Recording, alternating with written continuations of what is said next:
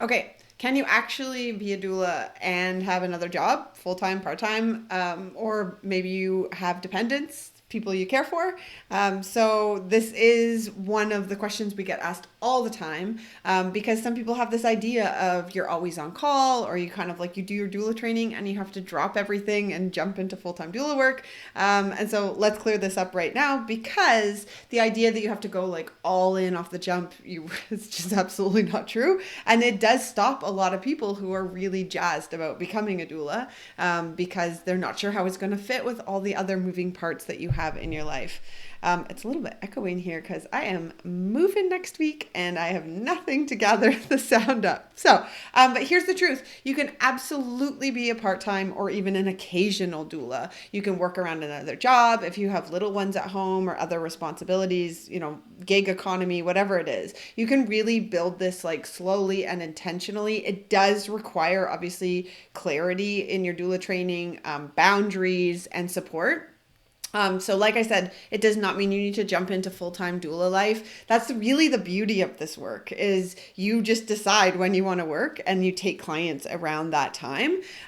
So obviously if you take one client a month, it looks very different than if you take two a season or you take 60 a year. So let's talk about some of the logistics if you do have other work that you're doing, either in the home, out of the home. So birth work does not necessarily mean you're on call. There's other types of doula work that you can do, because you can do fertility work, you can do postpartum work, you can do education work.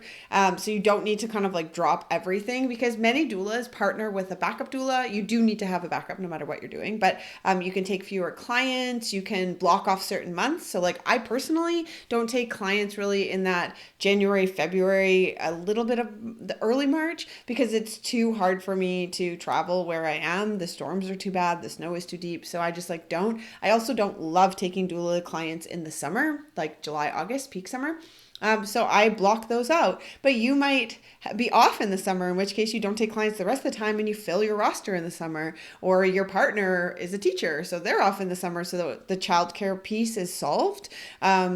If you can work around your sick days, your vacation time, because it's really just the birth. So if you take one client a month, it means you'll have one day that could end up being through the night, in which case it doesn't interrupt your out of the home job. It could be on the weekends if you don't work on the weekends, you know what I mean? So like it might not impact even at all. You can also be avoiding taking clients over the holidays. I don't take it over winter break.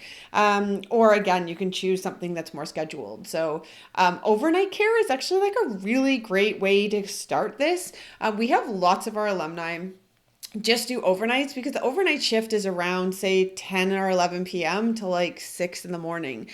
So it leaves you time to like make your $300-400 in the night, and then you go off to your other job because you sleep with the baby potentially through the night. So we have folks that do 1 or 2 nights a week like that, and that's an extra few $1,000s a month, and it like hasn't interrupted their day, either looking after their kids, which is unpaid labor, or their paid labor that they might be doing like another full-time job. So that is one of the beauties of postpartum work, is that it's a little more flexibility, and it's structured schedule time. That's the same thing with fertility. Fertility care, a lot of it is really early in the morning, because that's when most folks have to go to the fertility clinics, is like before work. And so again, you might be able to provide that support. So like birth is only one pathway, obviously, with doula support. So it's not really like, can I do this part-time? It's like, what kind of work is going to fit into my schedule? One of the other interesting models you can structure is shared care. And I love doing a shared care model. So when I was in Toronto, I did for probably 12 years shared care with another doula. She could not do the daytime because her partner wasn't home. And so, but she could do the night and she could do weekends.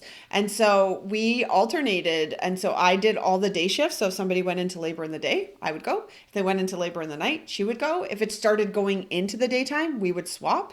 But it was awesome because I was off call at night, which I really liked, and most weekends. And because those were the peak times for her to be able to do that. And then we would just see who went and we would decide who got the payment. And we both worked really with our clients. So our clients were like, oh my gosh, we get two doulas.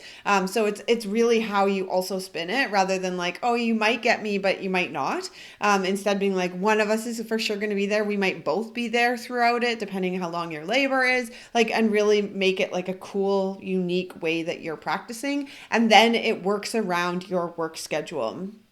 So you're able to fit it around caregiving, other employment, anything like that. I was a primary provider for my daughter growing up, doing doula work. And so I needed that kind of flexibility. I started my practice when she was a couple days old, which is bonkers. But like doula work has really truly allowed me to design the schedule that I want and the flexibility to take clients. After my dad passed, I didn't want to take clients for a little bit, so I kept my roster clear while I, healed and recovered and grieved. The same thing might happen with, like injuries, sickness. If other people in your life need that, you literally just clear your schedule until you're ready to come back. And that fully customizable career is really amazing, especially because if you do take one client a month, that's still, $3,000 a month coming in for one day of that work of like when you're actually at their birth. You do 2 prenatal visits, but those are usually in the evenings and weekends, and that might work better for your schedules anyway, for if you do have another job. So you can do this very much part-time or kind of add it on to the other gig economy that you're doing.